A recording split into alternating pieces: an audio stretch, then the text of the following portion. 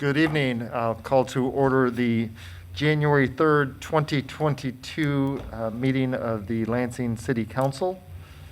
As this is the first meeting of the year, under our city charter, I do preside until the council formally elects a president. So with that, I will call the roll. Councilmember Betts. Councilmember Brown. Present. Councilmember Garza. Here. Councilmember Hussein. Here. Councilmember Jackson. Present. Councilmember Spatafor. Present. Councilmember Spitzley. Councilmember Wood. Here.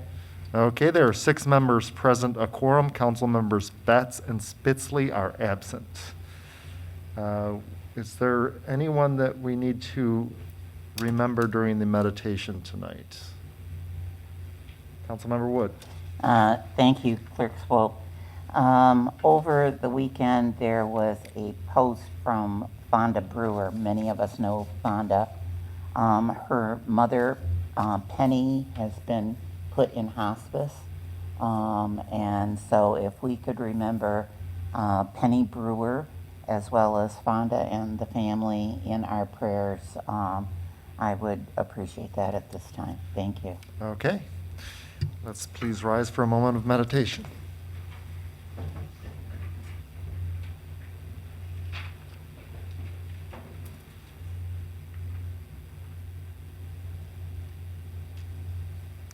Thank you. And now for the Pledge of Allegiance. Pledge of allegiance to the flag of the United States of America, to the republic for which it stands, one nation, under God, indivisible, with liberty and justice for all.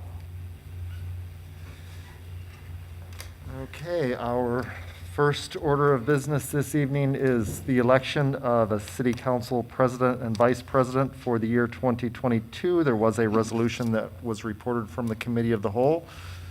Councilmember Spatafor. Mr. Chair, I move the resolution appointing Councilmember Adam Hussein as president and Councilmember Carol Wood as vice president for the year 2022. Okay, is there any debate on that motion to adopt the resolution? Seeing none, all those in favor say aye. Aye. And any opposed, please say nay. The resolution is adopted. Congratulations, President Hussein and Vice President Wood. And I will hand you the gavel. Thank you. And with that, we are to the approval of the printed council proceedings for November 29th, December 13th, and December 20th. Sure. So I'm looking for a motion from Vice President Wood. I would move the minutes of March 29th, December 13th, and December 20th, 2021. All right. There is a motion on the table. Further discussion? Seeing and hearing none. All those in favor signify by saying aye. Aye. All those opposed? Motion carries. And that takes us to comments by council members and the city clerk. Do we have any council member comments? Councilwoman Wood, if you should have any comments, let me know. Just raise your hand. I'll mark you down. Thank you, President Hussein. This evening, I want to, and the mayor might expound on this, the Foster Labs ribbon cutting is happening on January 14th at 10 a.m. This is at the Foster Community Center. The Foster Labs is in partnership with the City of Lansing and the Capital Area District Library. It is in the same rooms that the iTech classes had occupied before. This is a STEM programming that works with students in the Lansing area, but the library is also looking at working not only with programming for students, but also extending it on for opportunities for seniors and adults at the Foster Lab. So again, the ribbon cutting is on January 14th at 10 a.m. The mayor will be making a speech at that time, and so if you have not been over to the Foster Center, it's an opportunity to see what's going on. If you have and have missed the computer labs, they are going to be open again, and you'll have opportunity to utilize those computers and have the expertise of the Capital Area District Library to help you. Thank you. Do we have other council member comments? All right, seeing none. Very quickly, I just want to say congratulations to the mayor. I want to say congratulations, obviously, to Clerk Swope and then the 4 council members that have been recently sworn in. Most of you are incumbents. You understand the sacrifices, obviously, that are necessary if you're going to do this job right. But I always want to take, a moment, whenever we're, dealing with, folks that have been elected that have been sworn in, and just thank also the family members of those folks and the sacrifices that they are absolutely going to make. And then to Mr. Brown, to the sacrifices you have already made. I think over the last couple months as councilman-elect, I think you have really begun to feel, right, the added work and, that it really takes to do this position justice. But we appreciate the sacrifices you've already made and that you're going to make. And then certainly appreciate that family structure, the friend structure, that will also make sacrifices that you can do the position justice over the next 4 years. I also want to take a moment and thank outgoing President Spatafor. What a tremendous job, truly. When you think about the past 2 years, I remember, I think it was Councilman Jackson who asked us way back in January of 2020, why we, should be president and vice president. I remember sitting here answering that question. I remember you sitting here answering that question, never being able to anticipate what we were getting ready to go through. And I thought as president over the past 2 years, you did, during what were very uncertain and trying times, I thought you did a great job, candidly, in keeping the business of this body moving forward. So I really, really appreciate the work that you've done the past 2 years. That being said, I also want to thank folks for their support of myself as president, as well as Councilwoman Wood as vice president. I really only we didn't talk a lot about this during Committee of the Whole, but I really make only 2 promises. One, that I am certain to make mistakes in this position, but I promise you that I'm going to hold myself accountable to learning from those mistakes and growing within the position. I really, really appreciated the ability over the past 2 years to be mentored by President Spatafor to grow into the position. But again, I know that we now need to see some growth within the position. And so I absolutely intend to do that. Also, I promise that, I will be accountable to each one of you and invite constructive criticism so that I can grow within the position. And then the second piece, I think, the past 2 years have been fantastic in terms of reinforcing what I've always believed about leadership, and then maybe even helping me evolve in terms of some of those notions with regard to leadership. And so I promise that I will do my very best to be present, to be prepared, to not only be accessible, but to also be inclusive, and to ensure that we're working as a team to empower each one of you all to not be followers, but to be leaders, because that's exactly what you are. And so, again, I really appreciate the support. And I look forward to working with you over the next 4 years, or the next year, but absolutely for those folks that are just getting elected the next 4 years. Thanks so much. Clerk Swope. Thank you, and I just want to congratulate council members, President Hussein and Vice President Wood, and look forward to working with you this year. Like I like to keep it, my tenure as presiding was very brief. Thank you. We are to community event announcements. If there's anyone in the audience who has a community event, we'll give you up to 1 minute to tell us the details. And seeing no one rising, we'll go ahead and move forward to registration for public comment on legislative matters. Legislative matters tonight would only include the election of the president and vice president. If you wish to speak on that, you have about 30 seconds to turn in a blue form to Brian in the blue sweater back there. And with that, we will proceed to the mayor's comments. Thank you, Mr. Clerk. Let me add my congratulations, Mr. President, Madam Vice President. I look forward to working with you for the next year, as Council President said, next 4 years, but specifically the next year. So I offer my congratulations, and can't say it any better than the Council President said. Congratulations, Councilman Spatafor, on your successful 2-year term, getting us through this. But I'm excited for the next year. I really am. Congratulations, Councilman Brown. As I said on Saturday, I was the first one to actually be able to call you Councilman Brown, and that was an honor. And I'm excited for your leadership.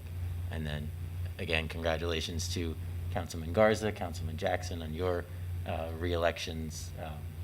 I get a lot of people who ask me, how's it going to go with City Council? And I tell them I'm really very excited that we can all work together and that we're focused on this city. Thank you, everybody who watched the inauguration on Saturday. I had a lot of people ask me how they could come, and I pretty much told most of them, you're not invited. We wanted to keep it small, and we did. Councilman Brown had some family there, and we had some friends, but it was very small, but we did it on TV, so you can check it out on YouTube and on the city's website. So anyone who wants to see that is welcome to check that out. Outside of that, we've had the business of the city has not stopped over the last month or so since we had our last city council meeting. I want to say a great job to everybody, all the groups who came and presented during our ARPA presentation, our Rescue Plan Act meeting that we had. We had some great presentations. So I'm looking forward to being able to present recommendations to this body as we go into budget, but I think we had some great options from the community. I want to thank everyone who participated in our first participatory budget night a few weeks ago. And we've got a few things coming up. Our next participatory budget night is January 19th. That was originally scheduled to be at Corey's Lounge. We were going to do breadsticks and budgets, but with the numbers for COVID, we have decided to make that virtual instead. So our next participatory budget night will be 6:30 to 7:30, January 19th, with an opportunity for residents to talk about budget priorities for the next fiscal year. And we'll have the registration link announced later this week. We also have our neighborhood programs and grants application due Friday, February 4th at 5 p.m. This is our neighborhood grants that we do every year. I recommended and council supported dollars for our neighborhoods, and people and the neighborhoods and civic organizations apply for grants. So organizations can reach out to our neighborhood resource coordinator, Robin Anderson King, to schedule a one-on-one appointment if they need any assistance with the applications, and that's due Friday, February 4th. We also work very hard on our facade improvement grants, and the application is now open, but will close March 1st of 2022, with applications being accepted on a rolling basis until all funds have been committed. You can find all of these grants, both of these grants, on our website at lansingmi.gov/grants. I hope people will apply for facade improvements. We've seen tremendous growth in our city with new facade all throughout the city, so I hope businesses will apply. I'm almost done. Our next Neighborhood Resource Summit will be February 16th from 6 to 8 p.m. at the Letts Community Center. So Councilman Jackson in the 4th Ward. We had our first one in the 3rd Ward, and it was incredible. Video from the November summit is available on the city's YouTube page, so you can see that. And then funding is still available for some of our youth programming that we made available. We've given out about 10 grand, and we still have about 9 grand remaining. The funding will be open until it's depleted. So if folks have youth programming they'd like to request funding for, please apply. And then we have a groundbreaking and a ribbon cutting coming up. We've got the Lansing Shuffle groundbreaking, which will be this Friday, and we have a new downtown plant shop ribbon cutting on Saturday. I'm excited for both of those. Councilwoman Wood mentioned, I was going to wait till next week because we have another council meeting before it, but we will have the Foster Labs ribbon cutting. Everything you said is right. Everybody who remembers the old iTech, when they folded, there were a lot of computers and other technology resources available, and it was a tremendous hit to our community to not have that iTech program. Library stepped up, our Parks Department stepped up. We took that space in Foster and we repurposed it into a Foster Labs environment so that our community did not lose that resource. So January 14th, we will have that event. I will remind people again next Monday at council, but thank you, Councilwoman Wood. I do think, like you said, this is going to be a great resource for our community. Thank you, Mr. President. Okay, that takes us to, well, no one has signed up for public comment on legislative matters, so that actually takes us to speaker registration for public comment on city government-related matters. That's the yellow form in the back, and if you wish to address City Council on anything related to city operation or governance, please complete that in the next minute or so. And with that, we are to reports of city officers, boards, and commissions. Sure. Vice President Wood, do we have a motion?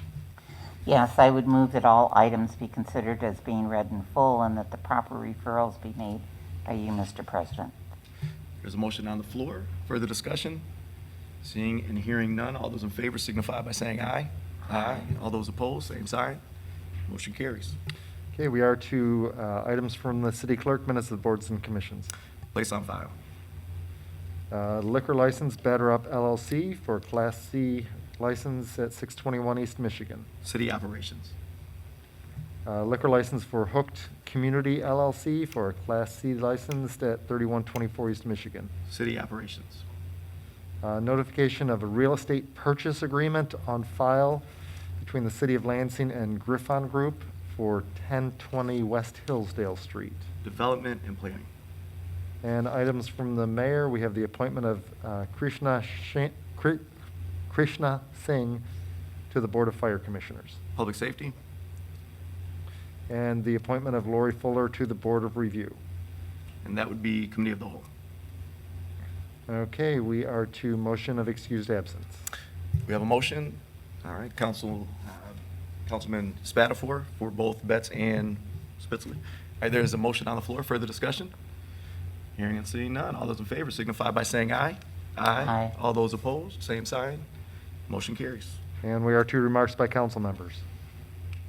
Any council member remarks? No? Additional remarks by the mayor. Okay, we are to public comment on city government-related matters. We have Maurice Nelson, followed by Michael Mercer. Please come forward to the lectern. You have 3 minutes to address city council. Good evening, folks. The reason I'm coming to address the council is that I am one of the first recipients of the social equity program within the city of Lansing. And I've been going through the process, and I'd like to share with you, I think the process needs to be better, as I would say, accountable to the applicant. In the application process, there's nothing to show where the city rewards people that look like me, look like Carolyn Woods, or Brian Jackson, have an opportunity to apply for the micro license within the city of Lansing. I applied for it. There are certain sections in the scoring section that I feel that are not transferable or doesn't shine light or credibility to it. There are certain sections you get a percentage of points. There are certain sections you don't. As an applicant, I don't know which one of those are. Also, too, I found the application process to misrepresent what I presented in my application. And so with those, I will ask that the council to go back in whatever form or format to look at the application process. If it's truly a social equity city, then let's put in some places to help minorities like me, women, or somebody in the LGBT community can be a part of this industry to succeed.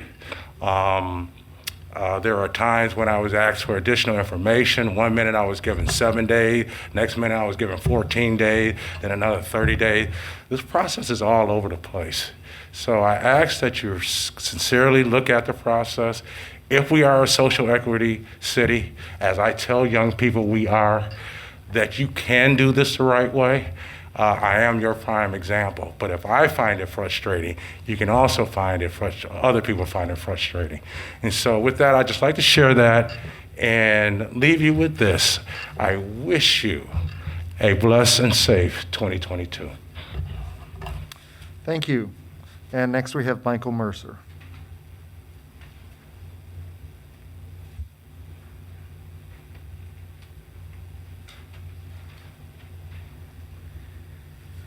I'd like to talk about the Board of Water and Light. I don't understand why the office is not open where we can go down and make a payment in person. And yes, the meetings over there are completely shut down because you got that building completely shut down. And all my other utilities that I pay, their doors are now open where we can go make the payments for Consumers Energy, Xfinity, Me living in the Delhi area, I could pay my bill there at the Delhi Township area, but BWL, for some reason, you guys are not open, and I think you should open the doors so we people can go make our payments there at the town, or I mean, who live in the township for our water bill. Anyhow, like I say, they should open the doors like everyone else is opening doors, and you guys must be afraid opening the doors where they are not. And you, Garza, brought up the final meeting of last year. I am surprised he brought it up, but other council members in the past, since someone by the name of Darnell Oldham Sr., who happens to live there in the 3rd Ward when he was still around, 2206 West Jolly Road, he brought up years ago that that place needs to be demolished. They're on, what is it, the northwest corner across the street from where there used to be a 7-Eleven. And I don't understand why back in the past, all you council members, and I see 2 people still on Chris Swope and you, Carol Wood, never did get, this, to get, a schedule, a date to get it demolished.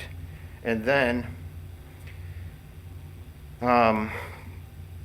those good days, we, like Darnell, John, Charlene, Ed, Zimmer, if you remember him, and Claude, what was his name?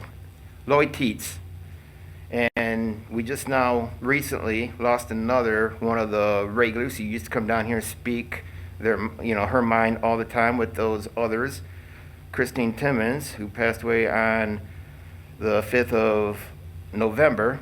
And tell you, those were the days when down here, speaking our mind, we used to have 5 minutes where there used to be at least 40, 50 people that was signed up to speak. But now, with just a couple, 2, 3 people here, maybe you should up the time back up to 5 minutes instead of 3 minutes like it's been for a while. That's all I gotta say. Congratulations to you, Adam and Carol, for your positions. Thank you. And I'm sure they up above will agree.